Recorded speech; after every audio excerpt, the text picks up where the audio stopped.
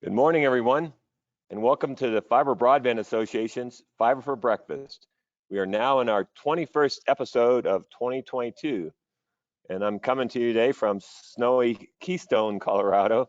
It's kind of interesting to have a big snowstorm here in the end of May. But before we kick off things, I'd like to thank our sponsors of Fiber for Breakfast, including our gold sponsors, CHR Solutions, Millennium, and Plume, and our silver sponsor, Graybar.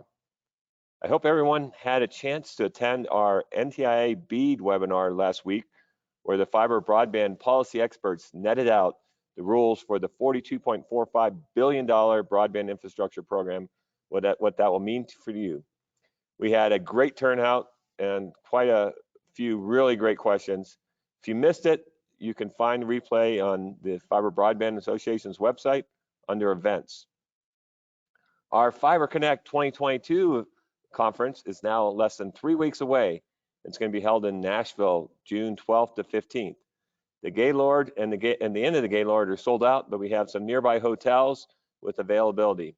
You know, last year was amazing, but we are already way past last year's registration and content. If you haven't registered, please do so as soon as possible, because we're probably going to have to close registration when we reach our capacity. This is going to be the biggest and best broadband event in the world this year, so you're not going to want to miss that. That brings us to today's Fiber for Breakfast session. We're going to be focused on the good, the bad, and the ugly, what we've learned from 30+ network evaluations. But before I formally introduce today's guests, I'd like to introduce Trish Ehlers from our team, who's going to walk us through some housekeeping items. Thanks, Gary, and good morning to everyone who's joined us today.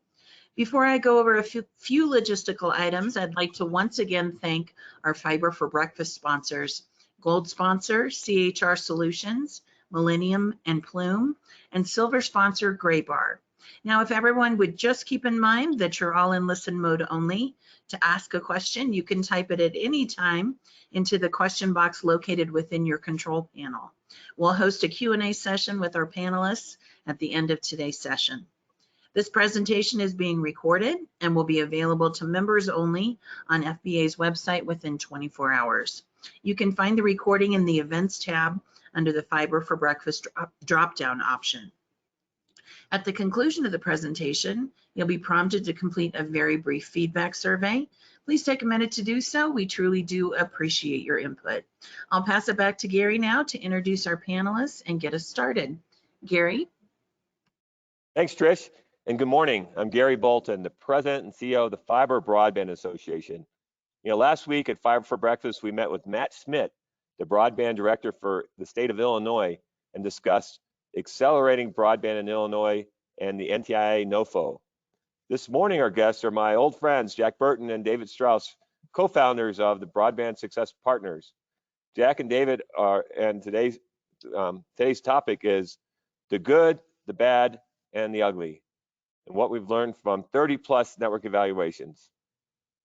So Jack Burton and Dave Strauss co-founded Broadband Success Partners, a consultancy focused on the technology and operations needs of the digital infrastructure investors and service providers. Jack has over 35 years of industry experience and has authored numerous white papers for clients such as Adtran, Calix, Ciena, Corning, and Visma. Previously, Jack was the Senior Director of System Engineering for Altice USA and Cablevision Systems. His projects include voice over IP, business services, advanced access networks, and optical transport. David has authored research-based reports on edge computing and network automation for Ciena, as well as report on managed Wi-Fi for Calix.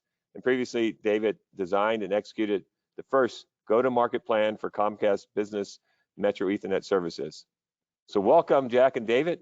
And for our audience, please type in your questions as you go for our Q&A session at the end of the presentation. With that, I'll turn it over to David. Great. Thanks very much, Gary. Thanks for having us this morning. You've heard the title.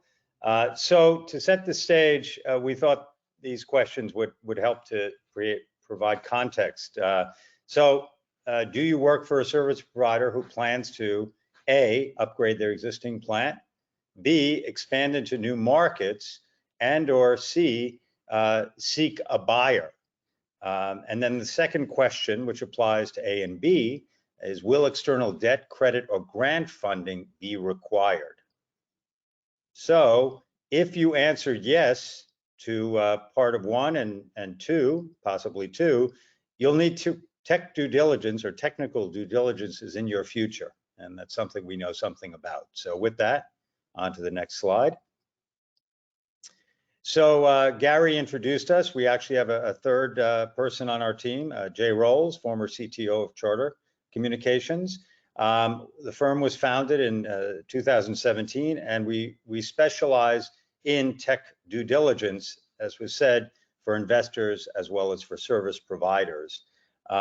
We've completed 34 projects of that nature, and many more are in the pipeline at the moment. Let's keep going.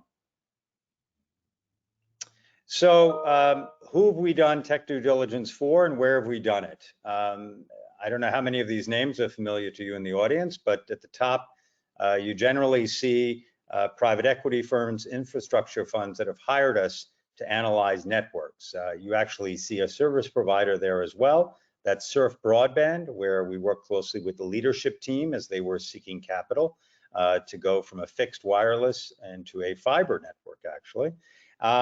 And of the 34 projects we've completed, the headlines, so to speak, that you see on the left and right of this map of the United States are the ones that we can tell you about. I don't know how many of them are familiar to you, but gives you a sense of the type of work we've done. And as you can see, we've done projects in not all 50 states, but pretty darn close, and one in the UK as well. Next slide. So what have we seen, or what have we analyzed? What have we investigated? From a technology perspective, there's been quite a bit within the world of fiber. However, also HFC and coax, also copper, and also, as I noted a moment ago, fixed wireless.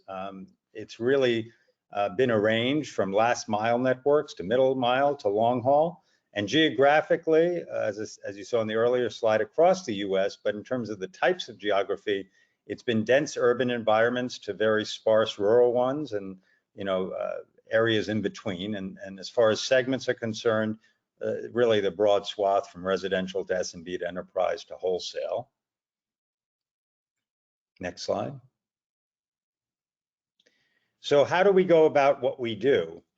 We really do a very deep dive investigation of these networks, and we produce for our clients a red flag report, yellow flag report, really indicating what areas are of concern and what are the recommended steps to remediate those problems or those issues.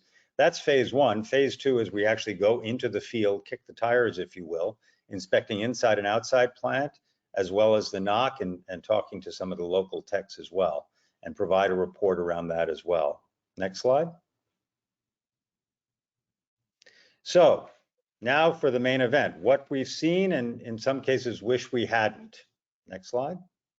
I'll hand it off to Jack at this point.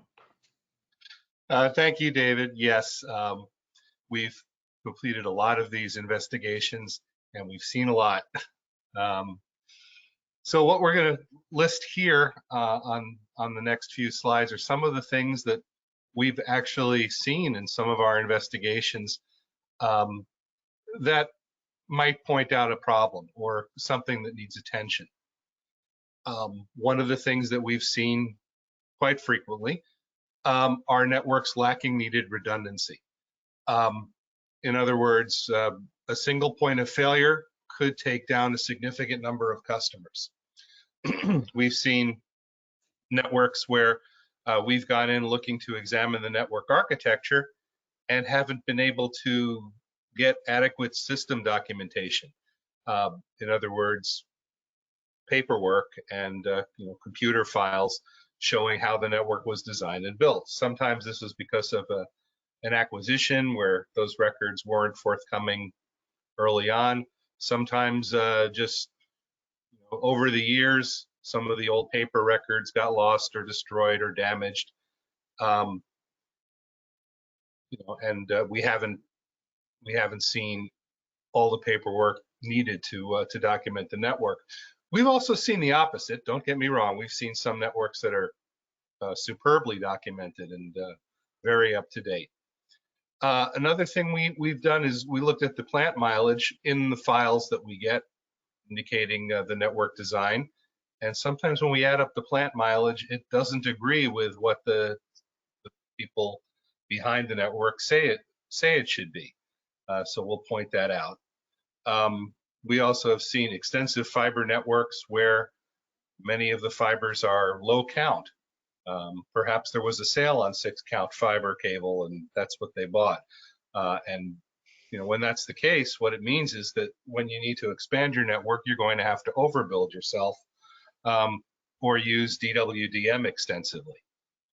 Another thing is the backbone of the network, interconnecting your hub sites. Sometimes the capacity of that network is not well documented.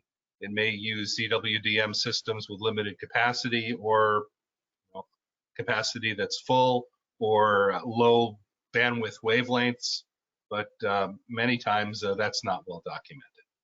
Next slide.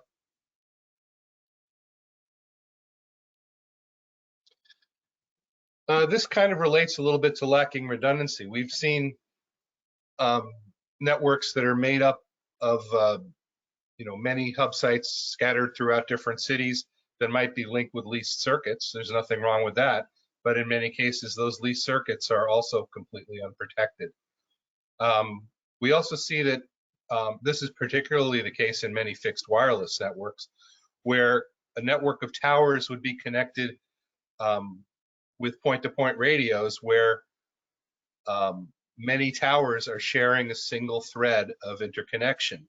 So while you may have a gigabit link between your towers, well, if each one of the towers on that link might consume half a gigabit at peak times, and you have 4 or 5 of those towers in a daisy chain, that could be a problem. Another problem we see a lot is that people have very grandiose construction plans, but they've only employed 1 construction crew, or 2 construction crews, and don't really have other construction contractors standing in the wings. And another problem we found, when you build aerial fiber, in particular underground as well, you need to store slack periodically in the network so that if there's a break in the fiber, you can repair it. Or if you need to access the network mid-span later on, you have enough slack to install a new splice. And of course, if that is not present, well, now instead of 1 splice to do your repair or do your network augmentation, you're going to need to do 2, which adds to the lost budget and certainly adds to the repair time. Next slide. I think we skipped one. Yeah, there we go. Network performance. One of the things that we examine is we'll look at the traffic reports for the circuits going to the internet. We'll look at the traffic reports for sites between or links between sites. And if we see a diagram come up like the one below, well, that's an immediate red flag, because that means the network is at capacity or exceeding capacity. What this does is it causes packet loss, retransmissions. Your customers will not have good performance in a network where this is the case. We don't see this very often, fortunately. Most providers do a pretty good job of keeping their network utilization below 100%. One thing, though, that we do see frequently are when circuits are installed to multiple internet points, internet drains, or multiple routes between sites, that while they're kept well below 100%, sometimes they're above 50%. And when they're above 50%, that means that if one of those 2 routes is to fail, then suddenly your protection route is going to be over capacity. So we also look for that and let people know when that's going to happen. And lastly, on this slide, IPv4 addresses, the conventional, x.x.x.x internet addresses that we're all familiar with. Well, as many may be aware, there are no more IPv4 addresses being allocated by ARIN. The only way to get IPv4 addresses is on the open market. You can buy them, you can lease them, but in many cases, a company may not have enough IP addresses in their current inventory for their planned growth.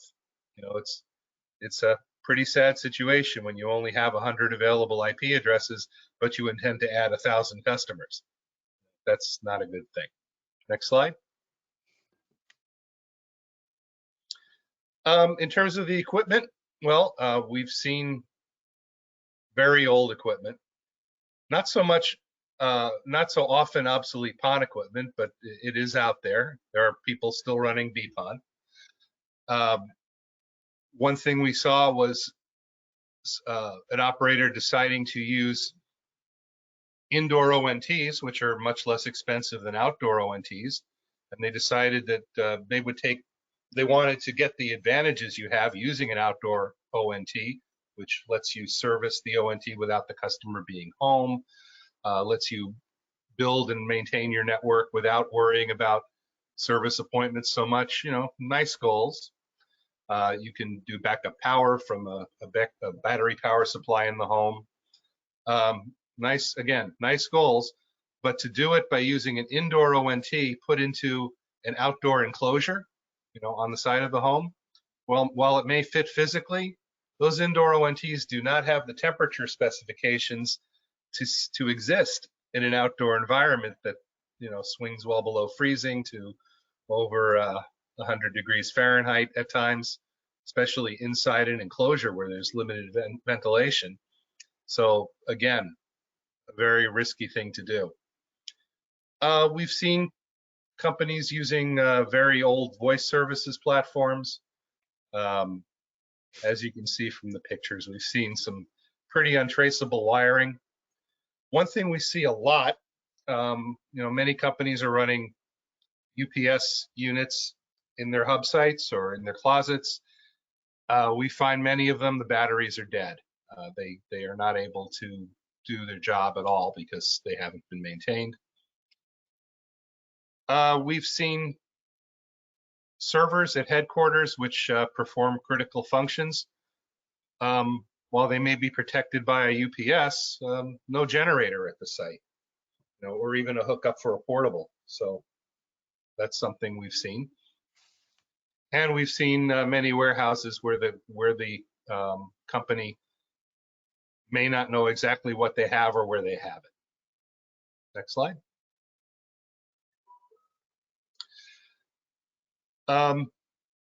You know, David may want to comment on this one too. We've seen systems where customer service, well, that job is done by one person. That person would have to work very long hours and never take a vacation, I suppose, because that's a bad situation. We've seen, not only in customer service, also in field services, we've seen some of these basically hourly type jobs given exempt or salary job classifications, which, while not really a technical problem, this can be a problem with regulators. You know, it's not really right to have hourly positions classified as exempt. And David, you want to comment on the next two? Yeah, no, I was just going to say, thanks, Jack. Yeah, I mean, if you know, there are occasions where it's well over a minute before the phone is answered, that's a problem. That's obviously sending a very poor message to your customers. Clearly don't want them to wait. You don't want to expend more resource than necessary, but you need to maintain certain metrics. One is have the speed of answer below a minute. And then mean time to repair, you know, 4 hours is pretty standard. You know, and we've seen instances where that's considerably greater. Next slide.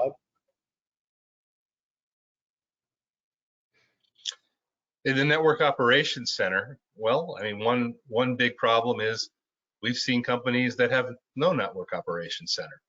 It's not that they farm it out to a third party.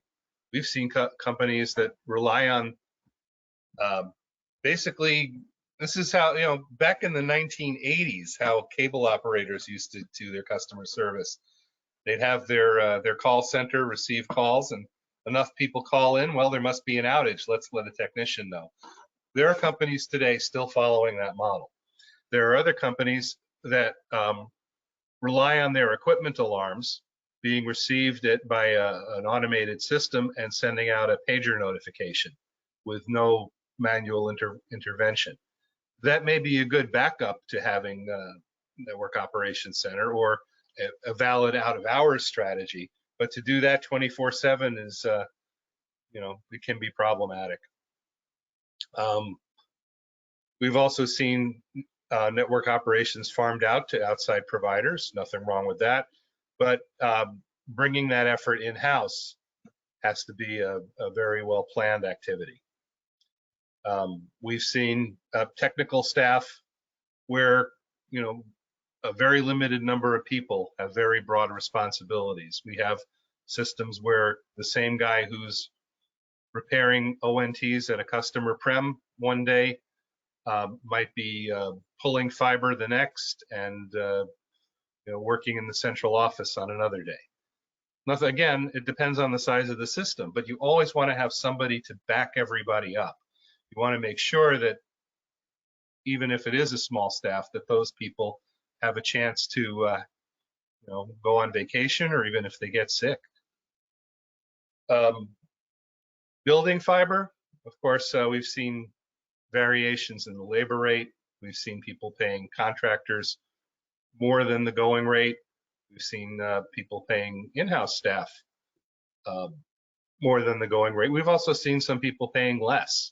I didn't mention it here in the slide, but we had one company where an individual had been there for 14 years, but was basically still making minimum wage, and that's not a great situation.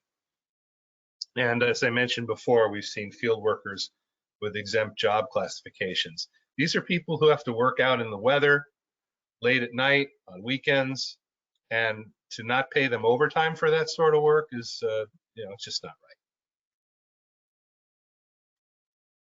So, yeah, so there you have it.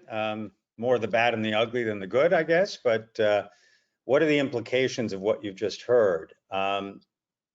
There's no question that as a service provider, your success in sourcing growth capital for one purpose or another is affected by the quality of the network. So that is a very clear implication from our work. Secondly, get ready for a technical evaluation by a potential funding source or by the expert you engage, because, as we've seen and having done some sell-side engagements, there is a need for an independent audit by, a recognized resource that knows what they're doing, knows what questions to ask, and knows what the right answers are as well. And then thirdly, know the evaluation elements. So, as you've seen in the prior slides, the areas that we've looked at and what we've uncovered and discovered. So know that these are the things that are going to be looked at and compared to industry standards. CapEx, OpEx, condition of the plant, looking at the Network Operations Center. Also OSS, BSS, we didn't really touch upon that too much, but that's often an ask we get. Is the organization appropriately structured? Are customer and tech support what they should be? We look at the leases, the IRUs, not from a legal perspective, but to ensure that the terms are what they should be. And then obviously a physical inspection of the system itself and the identification of any red and yellow flags and understanding that, what the remediation steps should be. So those we view as the implications. So there you have it. So Gary, I think we're ready for some questions. I think you must have audited my service provider. I recognize that, especially on the customer service side. Okay. The automated system that evidently no human is behind. No, very interesting. So let me just jump on the IPv4. So I have a lot of our operators, especially on the utility side, are trying to migrate from IPv4 to IPv6. Is that something that is important in your audit, or do you just look for addresses in IPv4? Well, not all websites are available in IPv6 at this time. So even if you're well on your way to giving your customers IPv6 addresses and support IPv6 throughout your infrastructure, you still have a tremendous need for IPv4 service today, unfortunately. Yeah, so that's what we look for, and we do look for having an IPv6 plan. When you know you're at exhaust, there are a couple of things you can do to extend your useful life of your IPv4 addresses, such as carrier grade network address translation, CGNAT. Yeah, I just had a question that came in and it says, do you believe carrier grade NAT's a viable solution for the IPv4 address issue? And you're saying that Yes, is. absolutely. For the vast majority of customers, the NATed addresses will work just fine. Some applications will have trouble with it. The service provider needs to be able to address those exceptions when they happen. All right, another question is, do you typically see a lot of issues related to environmental conditions like rain, moisture, excessive heat and cold? Any quick migration avoidance comments to those? Well, we have seen some sites without adequate HVAC. Cabinets can be either uncontrolled or environmentally controlled. It really depends on the equipment you're using. If your equipment is hardened for uncontrolled environments, then you should be all right. And there were not long ago, you saw something that was frozen, didn't you, Jack? Yeah, we saw a splitter cabinet where water had gotten in and frozen at the bottom. And while it didn't affect the fiber, because fiber is very, very resilient, the unused fibers that were sitting in the bottom of the cabinet, which, by the way, is also something you shouldn't do. Any unused fiber jumpers should be parked in a connector sleeve. But with these fibers that were sitting at the bottom were sitting in the water that had frozen, and if one of those potential customers wanted to be hooked up, they couldn't be. Great. So one of the comments says is that they noticed that one of the first slides I referenced to work done with CBRE. Can you provide any further information on your work? Yeah, that was CBRE Caledon out of Canada. And they acquired WANRAC or invested in WANRAC, which, as some in the audience may be aware, serves the education market. But they were looking for an investment and got it from CBRE Caledon to expand into the enterprise space. Hey, this is a good question, is on the ugly side, is there certain areas of the country that's more prevalent? Where it's uglier than other parts of the country? Yeah, is it regionally or is it just by operator?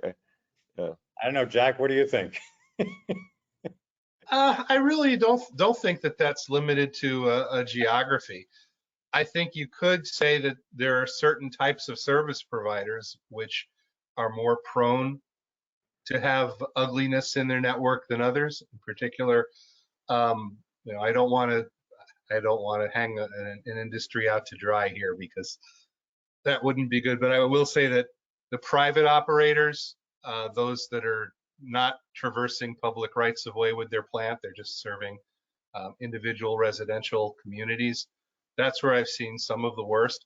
But on the other hand, one of the best we've seen was one of those type of providers as well. All right, last question from my buddy Greg is micro-trenching discounted, like from an asset valuation from property trench assets? We report on that if that technique is used.